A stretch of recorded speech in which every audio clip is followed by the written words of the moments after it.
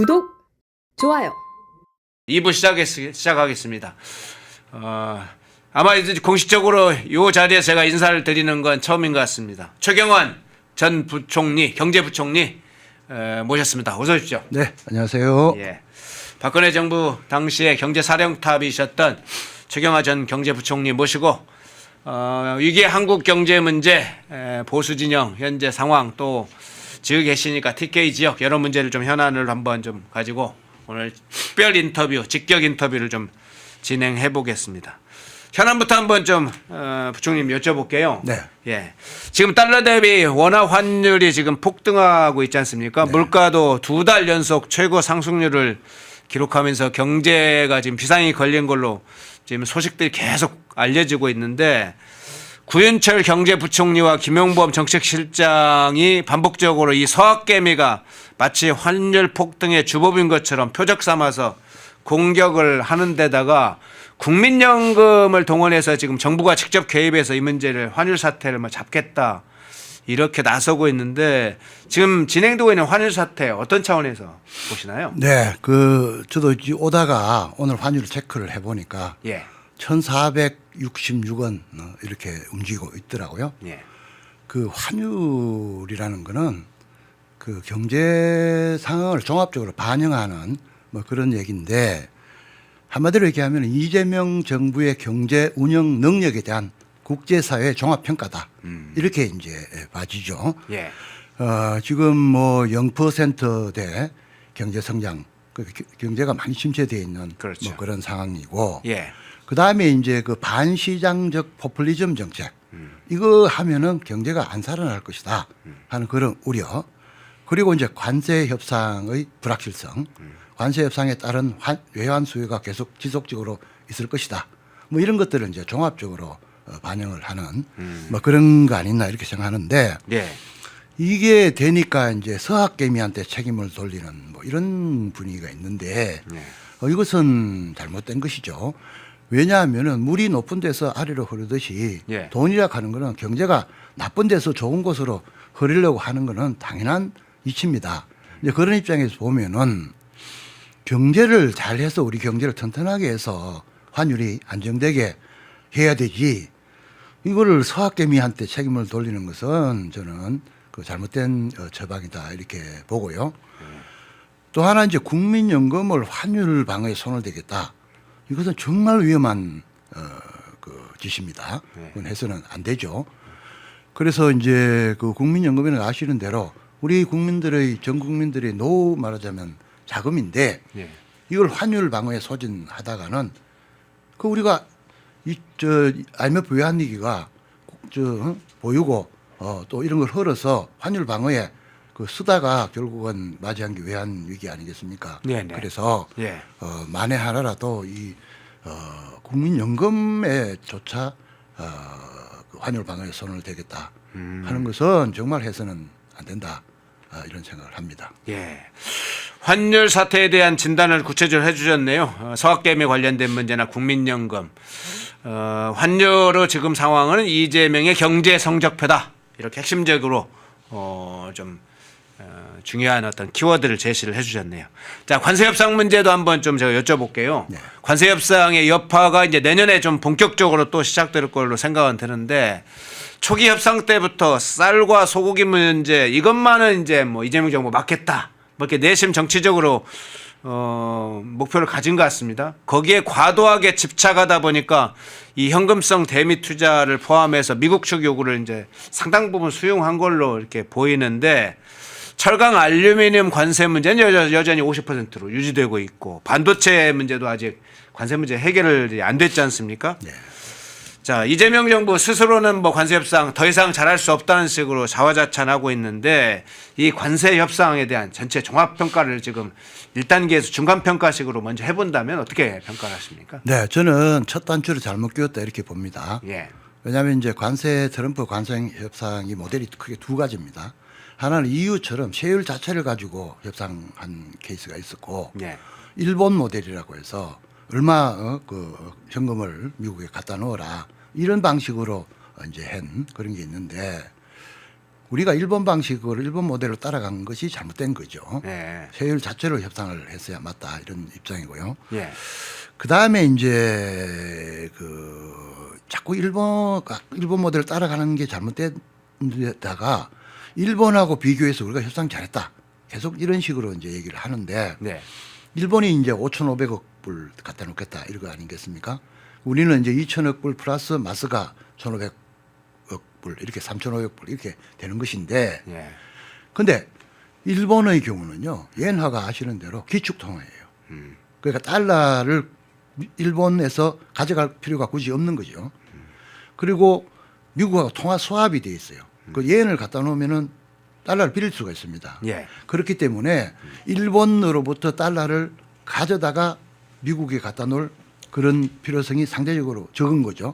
그런데 우리는 기축 통화도 아닌데다가 통화 수합도 없기 때문에 기본적으로 이 달러 수요 2천억 플러스 1,500억 달러를 우리 기업들이나 우리 국내 시장에서 조달해야 되는 이런 이제 부담이 생기기 때문에 예. 경제 규모만 따져가지고 뭐 일본보다 잘했나 하는 이거는 비교하는 거는 저는 아주 잘못된 비교다 이렇게 보죠. 네.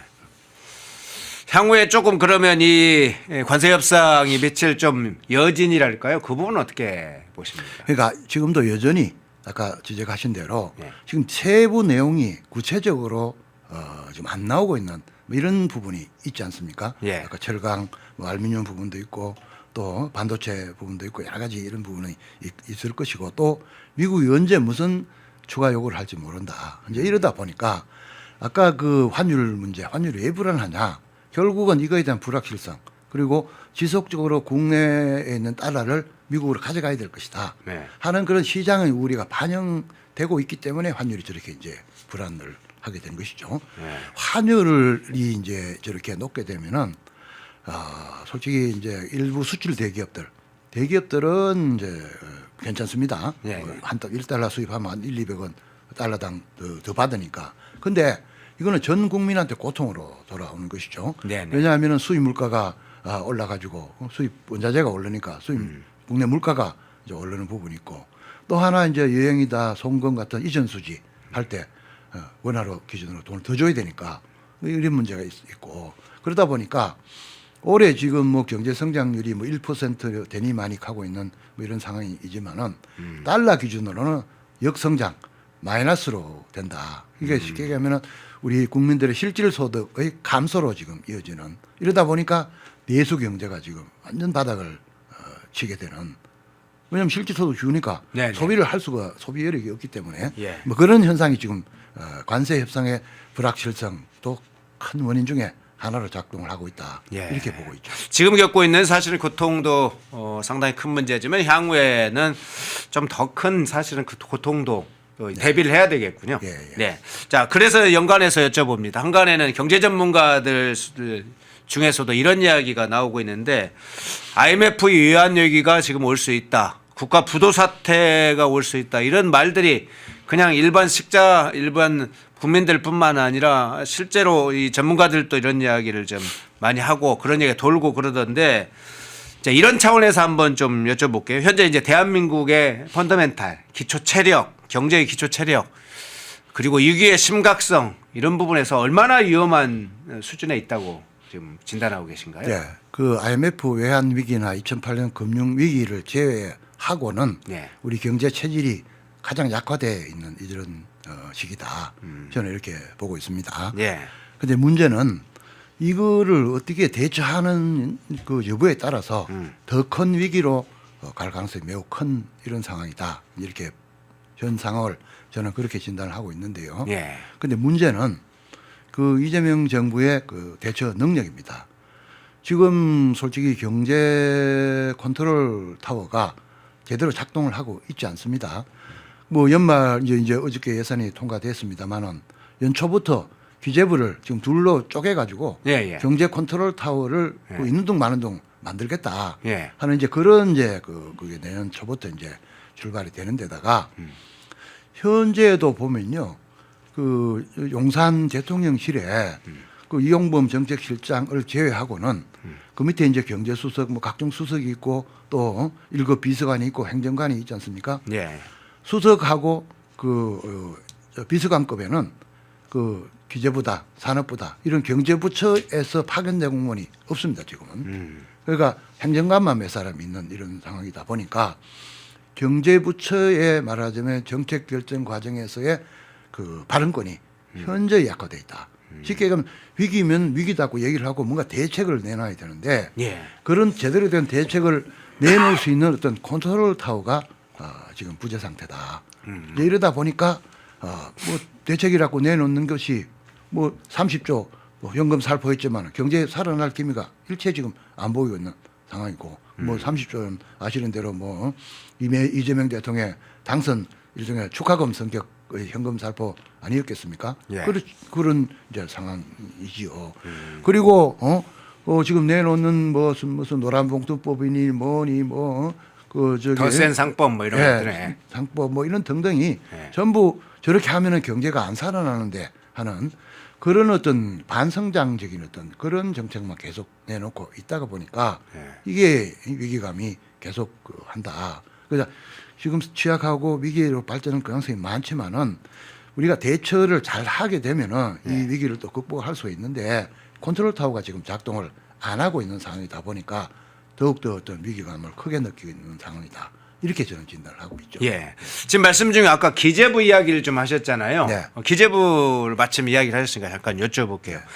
기재부는 뭐 여러 가지 중요한 역할을 합니다만 이제 밖에서 볼 때는 기재부가 이 국가 채무를 너무 과도하게 확장 재정을 할 경우에 기재부가 사실은 브레이크를 좀 걸어서 그렇습니다. 이 정치인들이 막 그래 예산 막 쓰려고 할 때 브레이크를 걸어주는 역할을 기재부가 많이 해왔는데 부총리께서는 기재부 장관도 하셨잖아요. 예. 기재부 조직이라는 게 이렇게 쪼개지고 막 나눠지고 이러면 어떤 부작용이 생길지. 한번 외환위기 때 예. 그때는 이제 재정경제원이라 그래가지고 너무 과도하게 집권에 집중돼 가지고 네. 이거 좀 나눠야 되겠다. 네. 이렇게 해서 한번 쪼갠 적이 있었지 않습니까? 네네네. 그게 있었는데 그때 기획예산처, 기획재정부 이렇게 나눠서 이제 한 그런 예가 있었는데 네. 그렇게 하다 보니까 힘이 약화돼서 경제 컨트롤 타워가 작동을 안 한다. 왜냐하면 예산권이 없는 그 경제부총리는 소위 안고 없는 찐빵 비싼 이렇게 그렇게 되다 되는군요. 보니까 예, 솔직히 다른 부처에서 무슨 뭐 회의를 소집해도 장관급은 잘 오지도 않고 총알 없는 총이 되겠네요. 그렇죠. 이제 예. 그러다 보니까 경제정책 조정 능력이 완전 현재 약화된다. 이래서 이제 예산권을 다시 통합한 전례가 있거든요. 네. 근데 지금은 무슨 기재부가 무슨 뭐 권한이 과도가 그런 문제가 아니고 그런 상황인데도 이렇게 약화를 시키는 거는 결국은 아마 좌파 정부 시절에 기재부가 돈 내놓으라 한다고 다 내놓을 수가 없잖아요. 살림하는 사람 입장에서 보면은. 네네. 그러니까 특히 이제 그때 지역 화폐니 현금 살포 이런 거를 기재부가 반대를 했잖아요. 그러니까 그러다 보니까 이거 말을 안 들으니까 이걸 쪼개서 그냥 약화시키겠다. 이렇게 해서 하는 걸 보면은 아마 그때 나쁜 인상 이게 아마 이번에 기재부를 쪼갠 큰 원인 중에 하나가 아니겠는가 이렇게 생각을 하고요. 저는 이렇게 위험한 시기에는 경제 컨트롤 타워를 강화해야 되지 이거를 약화시키는 거는 정말 잘못된 선택이다 이렇게 생각을 하지요. 예. 이제 최경환 전 의원님 존경한다고 꽁냥이님도 해주셨네요. 중간중간에 우리 최경환 부총리 관련된 이야기들도 이야기를 해주십시오. 중간에 지나가 버렸는데 제가 몇 건을 봤는데 지나갔는데 응원하는 댓글도 많이 달아주시기 바랍니다. 시청하시면서 좋아요 깜빡하신 분도 있을 텐데 최경환 부총님 특별 인터뷰인 만큼 또 특별하게 꼭 눌러주시면 좋겠습니다. 차주식님은 최경환 역시 경제 전문가, 초이노믹스 KYB님, 초이노믹스 나래님, 최경환 부총리님 오랜만에 뵙습니다. 예, 인사도 해주고 응원해 주셔서 고맙습니다. 자, 이번엔 조금은 정치적인 문제, 앞서 이제 경제 정책과 관련된 경제 현황과 관련된 부분을 먼저 좀 여쭤봤는데. 정치 문제도 좀 한두 개 여쭤볼게요. 네. 우선 이재명 국정운영 문제에 대해서 좀 여쭤보고 싶은데 지금 이재명 정권 이제 출범한 지 6개월이 막 지났습니다. 집권 초만 하더라도 거칠게 라도 화합과 무슨 치유, 통합 이런 걸 이야기를 했는데 최근에 와서는 아예 국정 제일기조를 내란청산으로 지금 확정한 것으로 보입니다. 공무원들을 아예 사찰하는 단계, 뭐 DF 만들어서 사찰하는 단계까지 이르렀을 뿐만 아니라 검찰, 사법, 군, 공직 시스템 이런 것들 다 지금 사실은 무너뜨리면서 국가안보체제도 위험에 빠뜨리고 있는데 전체적으로 지금 한 6개월의 이재명의 국정 운영 이 부분을 총괄적으로 평가한다면 어떻게 평가하시겠어요?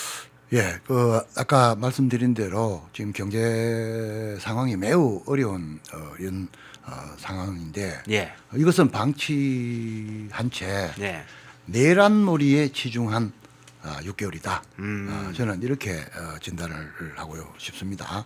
솔직히 경제가 이 정도로 어려우면은 보통 정부 같으면은 경제 대책이라는 걸 내놓습니다. 예? 그뭐 재정 문제도 그렇고 금리 문제도 그렇고 여러 규제 완화도 그렇고 여러 측면에서 대책을 내놓아야 하는데 지금까지 변변한 대책을 못 내놓고 있는 뭐 이런 상황. 아까 현금 30조 살포했지만 그 당선 축하금이 있지 전혀 경제 살리는데 도움이 안 됐고 네. 부동산 대책 내놨지만 지금 뭐 고공행진 계속 하고 있는 뭐 이런 상황으로 서민들이 또 주거 불안을 느끼고 있는 뭐 이런 상황 아니겠습니까? 그리고 대출 규제를 하다 보니까 실수요자만 지금 어려워지는 뭐 이런 상황이 돼 있고 이제 이런 상황에서 대장동 이거는 뭐 불기소 저 상고를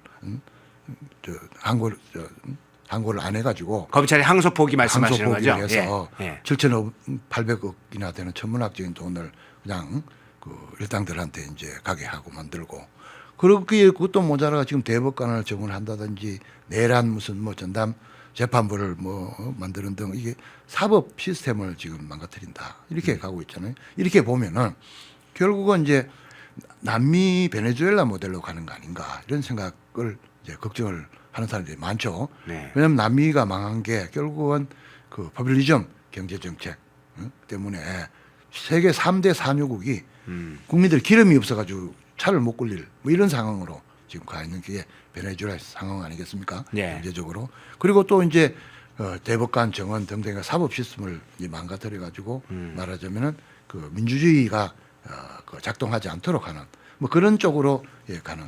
그래서 그런 쪽으로 지금 갈 우려 이런 거에 대한 염려들을 일반 국민들 중에서는 좀 많이 하고 있는 게 사실입니다. 딱 그 포퓰리즘하고 그다음 사법 시스템 망가뜨리는 게 딱 베네수엘라 모델이다 이렇게 이제 걱정하는 사람들이 많죠. 네. 자, 또 하나의 정치 문제 조금 여쭤보면 지금 두 대통령이 탄핵되는 사태를 맞았습니다. 박근혜 대통령 탄핵 당시에는 또 아주 박근혜 대통령과 함께 오랫동안 일을 해오신 또 부총리이신데 윤석열 대통령 탄핵 문제까지 이 보수정의 두 번의 탄핵 사태 그로 인해서 위기 상황들이 계속 이다가 또 회복이 되다가 또 위기 상황을 좀 맞고 그런 상황인데 이 두 대통령의 탄핵 사태 어떤 차이가 있는지 그리고 보수 진영이 어떤 점에 좀 주목해야 된다고 보시나요?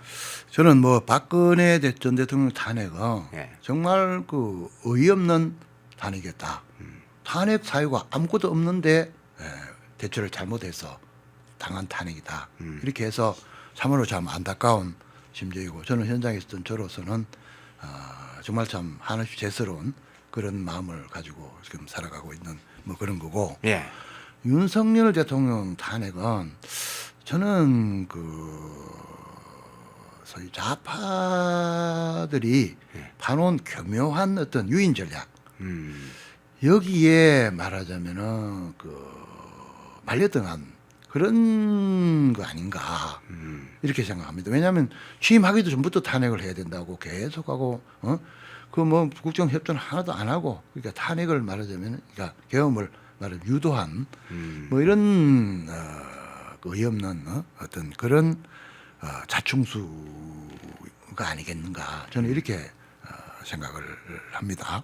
그런데 문제는 그 탄핵이 둘 다 우리 보수 진영의 분열로 초래됐다. 이런 측면에서는 정말 치욕의 역사다. 저는 이렇게 생각을 합니다. 제가 지난주 28일 그 국민의힘에서 그 대구에서 그 규탄 대회를 하지 않았습니까? 예, 예. 그 그렇죠. 현장에 제가 한번 가봤더니만은 네. 시민 중에 한 분이 저들을 알아보고 또 국회의원들을 알아보고 이렇게 말씀하시더라고요. 뽑아주면 뭐하냐? 아, 다 뺏기는데. 예, 예. 이런 식으로 정말 참 그 절규를 하는 하시는데 예. 정말 참 저는 참 뼈아픈 지적이다 이렇게 생각을 합니다. 그래서 어쨌거나 이제 뭐 계엄 사태에 따른 탄핵 뭐 이게 지금 이미 현실화된 거니까 지금 그러면 이제 보수들 입장에서는 이걸 어떻게 수습을 해야 될 건가가 이제 그 관건 아니겠습니까? 네. 근데 지금 현실을 조금 저는 진단을 해보면은 저희가 보수 진영이 그 전에 한 35%뭐 이 정도 대강 있었던 거 아니겠습니까? 예. 지금 대체로 한 20% 정도만 남아 있어요. 그러니까 15% 정도가 집을 나갔어요, 토끼들이. 네. 그래서 어떻게 하면은 이 집 나간 토끼들을 다시 복귀를 할 수 있도록 할 것인가? 여기에 국민의힘이나 집 나간 보수, 집 나간 흔들린 보수 이야기를 그렇죠. 하는 겁니까? 그렇죠. 예. 예. 그래서 지금 TK 지역에서도 집 나간 보수, 흔들린 보수들이 많습니다. 네. 그래서 이 사람들이 다시 희망을 가지고 보수 진영으로 복귀할 수 있도록 하는 게 그게 주안점이 돼야 된다. 이렇게 생각을 합니다. 예. 마침 나온 김에 지금 그 박근혜 정부 이야기를 하셨으니까 예. 부처님께서는 마침 박근혜 정부 당시에 초이노믹스라는 걸 용어도 신조어 용어도 이제 만들게 하셨고 경제 사령탑 역할을 하셨는데 당시의 경제 정책 지금 뭐 이재명 정권의 경제 정권은 완전히 이제 상반된 경제 정책으로 이해가 되는데 당시의 경제 정책의 핵심 뭐였는지도 설명을 좀 해주시고요. 그 중에 특히 주목받은 게 어떤 건지 좀 설명해 주시면 좋겠습니다. 예. 그 저기 박근혜 전 대통령하고 저는 정치를 오래 옆에서 보필을 해드리고 했습니다만은 네. 그분이 늘 강조했던 건 국민 행복이었던 것 같습니다. 네. 이제 국민이 행복해야 된다. 이제 그러려면은 이제 복지를 이제 해줘야 되는데 복지를 해주려면은 성장을 하지 않고는 이거 안 된다. 그래서 성장을 한 다음에 이제 그 재원을 가지고 복지를 해야 된다. 이런 이제 입장을 강조를 하셨죠. 네. 그래서 이제 생애 주기별 뭐 복지 이런 것도 말씀하시고 했는데 네. 그거를 이루기 위한 수단으로서 들고 나갔던 게 창조경제. 창조경제. 창조경제와 예. 4대 개혁 예. 이겁니다. 예. 창조경제는 이게 디지털 기술이나 요즘 말로 하면 AI죠. 예. 이런 것들을 활용을 해서 신산업을 일으켜야 된다. 이렇게 해서 일자리를 만들고 또 세수를 늘려야 된다. 이게 있고 또 하나는 이제 공공, 그다음에 노동, 금융, 교육 이 4대 개혁을 통해서 경쟁력을 우리 경쟁력을 강화해야 경제가 성장한다. 이제 이렇게 해서 이제 그 재원을 만들어서 그걸 네. 가지고 복지를 하자 이렇게 한 거죠. 그래서 이제 그 성과적인 측면에서 좀 말씀을 드리면은 그 이제 전국의 17개 시도에 창조경제혁신센터라는 걸 좀 만들었어요. 네. 만들어 가지고 그 요즘으로 따지면 AI 시대를 미리 내다본 그런 어떤 그 신융합 산업 이런 것들을 장출한 기틀을 지역별로 경제적 구심점을 일정의 형식을 그렇죠. 만들었습니까? 그렇죠. 예. 그랬는데 이제 문재인 정권이 들어서자마자 이거는 전 정부가 하는 거니까 없애버렸죠. 이제 참 아쉽게 이제 생각을 하고요. 전 정부가 하더라도 좋은 거는 개성을 해야 맞지 않겠습니까? 이제 그런 부분이 있고. 그다음에 4대 개혁 관련해서는 성과가 그 공무원 연금 개혁 해서 수십조 원을 절약을 했고 그다음에 공공 부분 구조 공기업들 구조 조정을 해서 100조 이상의 그 부채를 줄였습니다. 그렇게 하고 IMF 이후에 20년 만에 처음으로 노사정 대타협을 네. 이뤘죠. 그다음에 이제 요즘 뭐 그 카카오뱅크나 핀테크 금융 개혁을 통해서 등등 많은 성과가 있었죠. 이제 그럼에도 불구하고 탄핵이 되시면서 그게 제대로 지금 평가를 못 받고 있는 것이 참 저로서는 참 안타까운 뭐 그런 일이고요. 그 아까 뭐 초이노믹스 말씀을 하셨습니다만은 그것은 뭐 언론이 그렇게 이제 이름을 붙인 것이고 네. 박근혜 정부의 경제 정책이죠. 경제 정책인데 국민을 잘 살게 또 복지를 하려면은 이게 성장을 해야 된다 하는 걸 강조하는 그런 정책이고, 또 하나 우리 박근혜 대통령께서 한 업적 중에 정말 빼놓을 수 없는 게 복지 쪽이죠. 그때 10조 이상 돈이 연간 들어가는 대형 복지를 2개를 같이 했습니다. 네네. 하나가 기초연금, 우리 네. 어르신들 요즘 30만 원씩 뭐 이렇게 받으시는 거. 그전에는 없었어요, 그게. 예, 예. 그 기초연금을 이제 그때 도입을 하셨고, 또 하나는 이제 그 일가정 양립 때문에 보육, 무상 보육을 그때 이제 그 실시를 했죠. 그래서 역대 어느 정권도 이 10조 이상 들어가는 대형 복지를 2개를 동시에 그 시작한 역대 정권이 없었습니다. 그래서 이제 그러다 보니까 돈이 많이 들어가서 이 성장을 해야 되겠다. 그래서 저는 그때 솔직히 경제부총리가 이제 돈을 고간을 쳐야 되는 그러네요. 이런 역할을 쓰는 해야 사람도 있지만 벌어들이는 사람도 필요하니까요. 그럼요. 그 뭐 예. 아무래도 뭐 성장해서 세금 안 들어오면은 예. 그 뭐 그 지속 가능하지 않지 않습니까? 완샷에 주는 거는 가능하지만은 계속 제도가 지속적으로 하려면은 고간이 이제 채워져야 되는 건데 그 세수를 마련하는데 참 애를 많이 먹었습니다. 근데 그때 세수 마련하는 방식 좌파들은 세율을 올려서 이게 증세를 한다 이거 아니겠습니까? 법인세 올리고 뭐 올리고.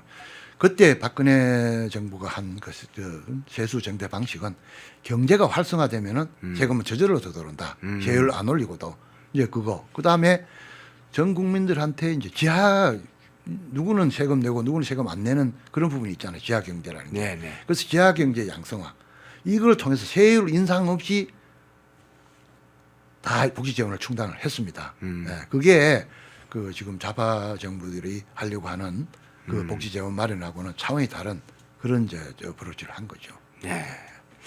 자, 복지를 하더라도 성장에 기반해서 복지를 했습니다. 돈을 쓰는 건 적절하게 돈을 써야죠. 그리고 우리 돈을 많이 버는 이유는 삶의 질을 높이기 위해서 하니까 복지는 반드시 필요하지만 버는 돈 없이 쓰게 되면 빚만 잔뜩 쌓여서 위기 상황이 오죠. 이제 박근혜 정부의 경제 정책 성장과 복지, 성장을 기반으로 한 복지 그 부분을 핵심적으로 설명을 해주셨네요. 초이노믹스 용어는 언론이 만든 것이고 박근혜 대통령, 박근혜 정부의 경제 정책이다 이렇게 또 말을 좀 공을 좀 돌리시네요. 예. 자 나오신 김에 이제 정치의 기반이 TK 지역이지 않습니까? 네, 네. 또 애초에 이제 이 TK 대구 경북 지역을 중심으로 정치도 하시고 여러 가지 이제 경제 관련된 거나 지역 경제도 늘 관심을 가지신 걸로 아는데 그래서 TK 지역의 좀 상황도 한번 좀 여쭤보고 보고 싶습니다. 이제 보수 정당의 심장 하면 이제 이 대구 뭐 이렇게 TK 지역을 보통 부르는데 TK 지역도 앞서 이제 보수 중에도 떠나간 보수, 흔들린 보수 아까 이야기를 해주셨는데 민심이 좀 요동치고 있다는 소식도 있습니다. 여론조사 데이터로도 많이 나오는데 근데 이런 위기 상황인데 이런 TK 지역을 재건할 구심점이 없다 또는 뭐 제대로 이걸 끌고 나가는 어떤 제대로 된 정치인이 없다 뭐 이런 TK 지역 내부에 자성도 있는 걸로 여러 이야기도 들리는 걸로 알고 있는데요. 이 TK 지역의 정치적 상황, 리더십 부재 이 문제 어떤 차원에서 보시나요? 예, 지금 TK 지역은 정말 심각한 그 민심 위반이 일어나고 있는 이런 이제 상황입니다. 네. 정치적으로 보면은 TK 지역은 아까 보수의 심장이라 할 정도로 계속 이제 국민의힘 계열 정당을 선거 때마다 전폭적으로 지지를 해왔지 않습니까? 네. 그런데 이제 그 국민의힘 지지율이 현저히 떨어지는 데다가 또 야당으로 이제 전략을 하다 보니까 지금 심리적인 공황 상태에 정치적으로 그 빠져 있는 이런 이제 상황이고 거기다가 지금 TK 경제는 끝없이 추락하고 있습니다. 아. 각종 지표들이 거의 다가 전국 꼴찌 수준을 향해서 좀 가고 있습니다. 이제 이러다 보니까 정치적인 영향력도 상실하는데다가 경제는 끝없이 추락하지. 이거 굉장히 큰 좌절감과 실망감, 불안감 이런 것이 지금 그 나타나고 있는 이런 현상이다. 이렇게 생각을 합니다. 네. 그래서 이제 TK 지역의 과거 역사를 우리가 좀 한번 돌아보면은 최근 뭐 우리가 TK 정권도 여러 번 만들고 했기 때문에 무조건 뭐 보수 또 국민의힘 계열을 찍어 온 걸로 생각하지만은 조금만 더 거슬러 올라가면요. 야당 도시일 때도 있었고 그 저기 저 신한국당 시절에 김영삼 대통령 집권 시절에 네. 그때 자민련 바람이 그게 대구에 한두 명 빼고는 다 자민련이 될 정도로 그렇게 정치적인 어떤 격변을 겪는 경우도 많이 있습니다. 그렇기 때문에 뭐 DK 지역은 뭐 무조건 앞으로도 계속 보수를 찍을 것이다. 이렇게 단정하는 것은 그렇게 그냥 낙관만 할 일은 아니다. 할 일 아닙니다. 예. 그래서 그러다 보니까 이제 TK 지역에서는 불안감, 상실감 이런 게 있다 보니까 이제 우리도 좀 경제 좀 살릴 수 있는 어떤 그런 사람이 좀 나오고 그다음에 어떤 저 비중 있는 그런 인사가 좀 나와서 우리 TK 민심을 대변하고 그다음에 정말 어려운 이 상황을 잘 중앙정부하고 또 중앙정치권하고 잘 이렇게 네트워킹할 수 있는 그런 저 무게감 있는 지도자가 좀 나왔으면 좋겠다 하는 이제 그런 민심들이 많이 지금 분출되고 있는 뭐 이런 상황이라고 보시면 될 것 같습니다. 예, 지금 아까 이제 진단 중에 추락하는 대구 경북 지역 이 TK 지역의 상황을 이야기를 좀 아주 압축적으로 이야기를 하셨는데 그렇다면 이제 부총리께서는 이제 경제 문제에 대해서 늘 관심을 가져오고 그 안에서 어떤 것이 가장 중요한 핵심 포인트인가인지 살펴보고 계시라고 보는데 이 이제 중앙 정부의 한국 경제 전반적인 이제 패턴이나 방향도 잘 잡아야 되겠지만 또 지역 경제 별로 또 나름대로의 그 구상이나 방향이 잘 잡혀야 될 텐데 TK 지역에 대해서 만일 이런 방향 이런 점이 좀 TK의 대구 경북 지역의 지역 경제 살리는데 좀 방향이다. 예. 그 포커스를 좀 가지고 있다는 보관이 있다면 예. 어떤 점을 좀 공개적으로 좀 말하고 싶습니까? 예. 저는 그 TK 지역 경제를 살리려면은 네. 지금까지 계속 추락해 왔던 입지 경쟁력을 살려야 된다. 입지 경쟁력? 산업 입지 경쟁력을 예. 살려야 된다. 그게 이제 그 세계 시장과 연결되는 신공항, 항만 뭐 네. 이런 각종 인프라가 해당이 되겠죠. 그리고 또 하나는 인재 양성 이 두 가지 이제 각도에서 보고 있습니다. 예. 과거 이제 그 TK 경제가 구미에 또 전자산업, 포항의 철강 이래가지고 한때 그 경북이 그 광역단체 중 수출 1위를 한 그런 시기도 있었어요. 예. 그건 지금은 8, 9위 뭐 10위권으로 지금 추락하고 있는 그러니까 주력 산업들이 지금 쇠퇴를 하고 있습니다. 그런데 이게 왜 그렇게 됐을까를 보면은 변변한 공항 항만이었기 때문에 그렇습니다. 거기 입지를 하면은 수송 비용이 더 드니까 안 오는 거죠. 그 이제 대구 TK 신공항 문제만 하더라도 저게 지금 끝없이 표를 네. 하고 있거든요. 네. 기부대 양료 뭐 이렇게 해서 민간이 수십조 드는 그걸 미리 투자해가지고 공항 지어서 국가에 헌납하면은 그거 지금 K2 기존 군공항 중심으로 되어 있는 거 그거 400만 평 팔아서 네. 그 아파트 지어서 뽑아 먹어라. 이게 이제 기부대 양료 방식이거든요. 네, 네, 네. 지금 대구 TK가 이게 인구도 감소하고 경제도 추락하는데 안 그래도 미분양이 지금 뭐 전국 제일 많은 이런 데인데 거기에 누가 그 400만 평을 되는데 아파트를 지어서 그 누가 들어갈 사람이 누가 있겠냐. 이러다 보니까 아무도 투자할 사람이 지금 없는 상황이에요. 네, 네. 이제 이런 이제 그 문제. 그다음에 영인을 신앙한다고 하지만은 그게 지금 뭐 저 부산에 가면 훨씬 편하고 다 시설이 좋은데 그 오지도 않고 뭐 이런 이제 부분이 있어서 그런 어떤 입지 경쟁력 그리고 또 하나는 인재가 지금 왜냐하면 TK에 오면은 수도권에 오면 고급 인재가 많은데 인력이 예. 많은데 그 인재를 구할 수 없으니 그 기업들이 안 오려고 그런다. 이런 문제를 해결을 하지 않으면 안 됩니다. 근데 이거는 그 뭐 다들 하고 싶기는 하겠죠. 그렇지만은 그게 말처럼 쉬운 일이 아니잖아요. 그래서 이런 것들을 체계적으로 열심히 한다고 되는 게 아니고 체계적으로 제대로 문제를 분석하고 그 일을 해낼 수 있는 그런 어떤 전문성이 있는 사람들이 이제는 좀 나서서 이 문제를 본격적으로 해결에 나서야 된다 이렇게 생각을 하고 있죠. 예. 자, 그런데 이제 지역 경제 이야기를 하다 보니까 조금 하나만 더 여쭤볼게요. 지금 예. 인재 문제도 이야기를 했습니다만 네네.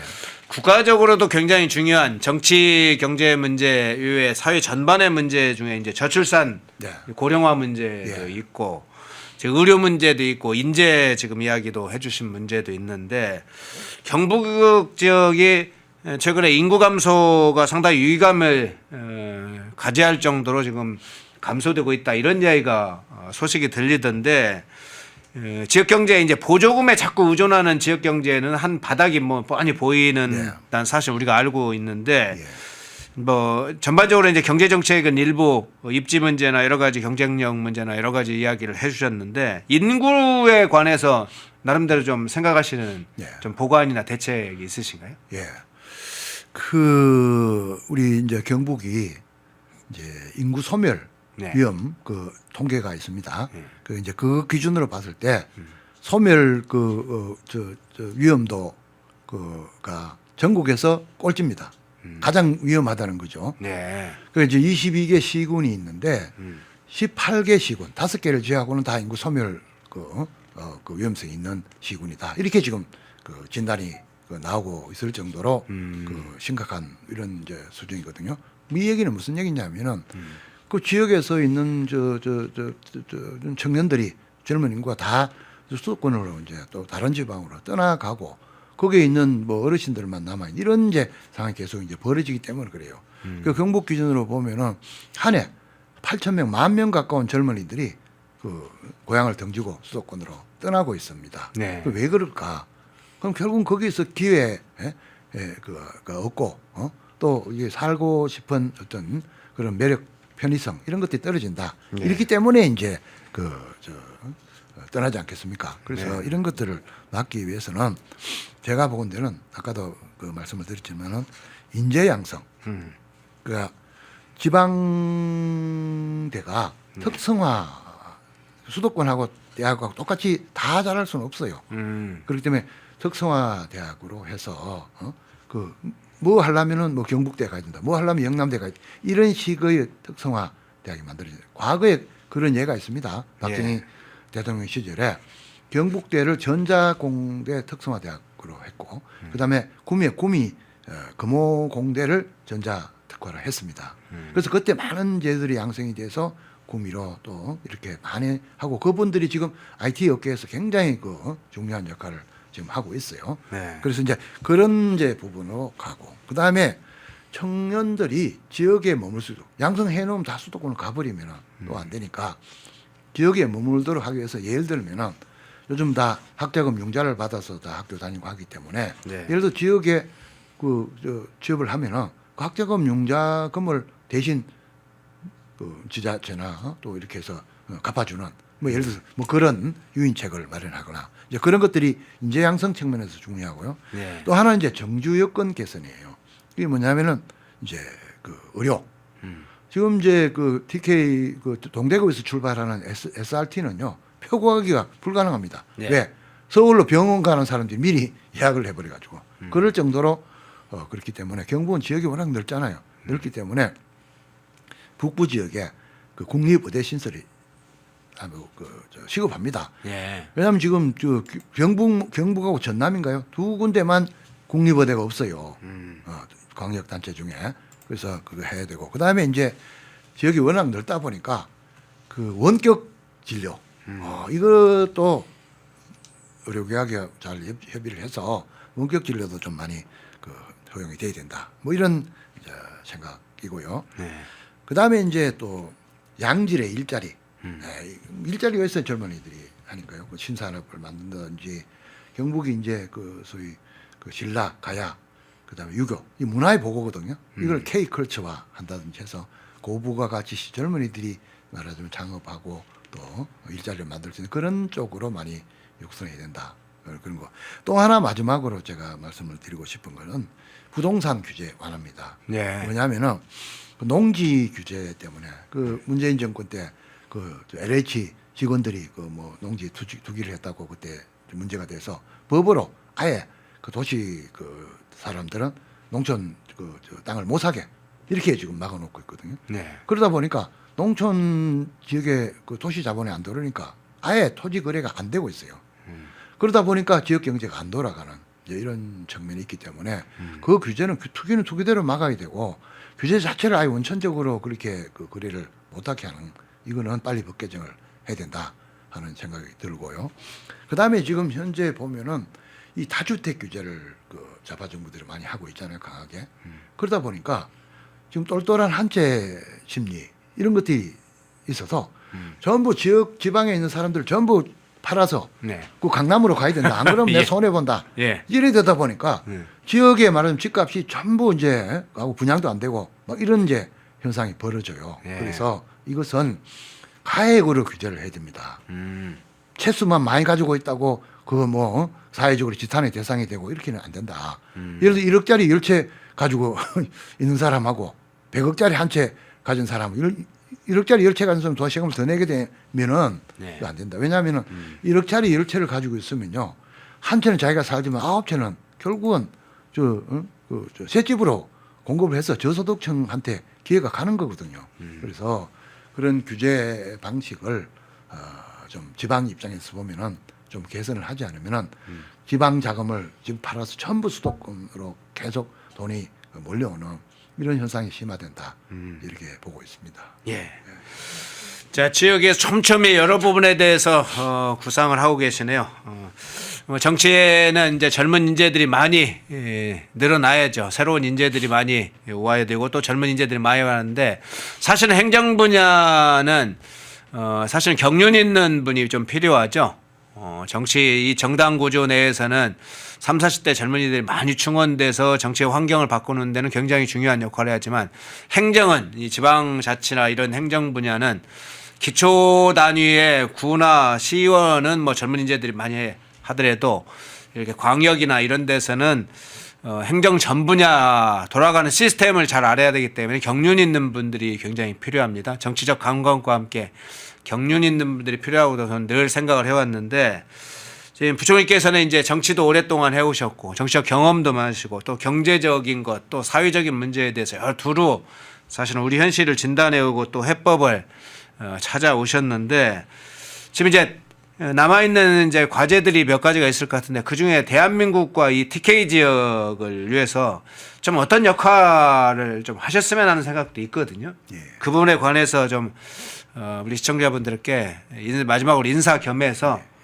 총리님께 부총리께서 가지고 있는 생각이 계시면 좀 소개를 좀 해주십시오. 예, 예. 그 저는 뭐 우리 TK 특히 경북 분들의 어떤 그 전폭적인 지원으로 제가 그 경산 청도 이 지역에서 4선 이제 국회의원을 지냈고요. 예. 그리고 이제 경제부총리도 지냈고 또 이명박 정부에서는 그 산업부 장관 지금 뭐 그때는 지식경제부 장관 그랬습니다만은 산업부 장관도 지내고 등등 뭐 참 제 나름 여러 분야에서 이렇게 활동을 해 왔습니다. 그래서 이런 것들을 경륜을 좀 활용을 해서 대한민국 경제나 또 특히 그 위기에 빠진 그 TK 경북 경제를 위해서 무슨가 작은 그 보탬이라도 드려야 되는 것이 내 그 마지막 소임이 아닌가 뭐 이런 생각을 해보고 있습니다. 네. 이제 그러다 보니까 내년 이제 지방 선거에서 이제 경북 지사로 한번 나서서 지금 그 위기에 빠진 그 경북 경제를 살리고 또 민심을 좀 추스리는 그런 역할을 그 마음의 준비를 하고 계시군요. 좀 해달라 하는 주변에 그런 권유가 지금 매우 많습니다. 네. 그래서 저도 막 이런 그 요청을 마냥 외면만 하는 것도 또 고향의 신세를 많이 진 사람 입장에서는 도리가 아니다 싶어서 지금 고민을 하고 있습니다. 그래서 지역민들의 또 지역의 그 여러 여론을 듣고 있는 상황인데 이런 것들을 종합해서 연말이나 내년 초쯤에 저희 입장을 좀 밝히려고 그렇게 생각을 하고 있습니다. 예. 오늘 좀 특별 인터뷰 최경환 전 경제부총리 박근혜 정부 때 초이노믹스라는 어떤 새로운 경제 신조어도 만드셨던 성장과 복지를 두루 살피고 한국 국민들의 전반적인 민생을 어떻게 삶의 질을 높일 것인가 늘 살펴왔던, 또 정치를 통해서 박근혜 대통령과 오랫동안 깊은 인연을 갖고 함께 정치와 경제를 해오셨던 우리 최경환 전문 경제부총리 모시고 오늘 특별 인터뷰 진행했습니다. 저희들 초청에 기꺼이 오셔서 좋은 또 대담해 주시고 현안에 대해서 진단해 주셔서 고맙습니다. 최경환 전 경제부총리였습니다. 고맙습니다. 네, 감사합니다. 펜앤마이크에서 추천하는 영상도 보고 가세요. 다른 영상도 즐기시려면 구독 버튼을 꼭 눌러주세요.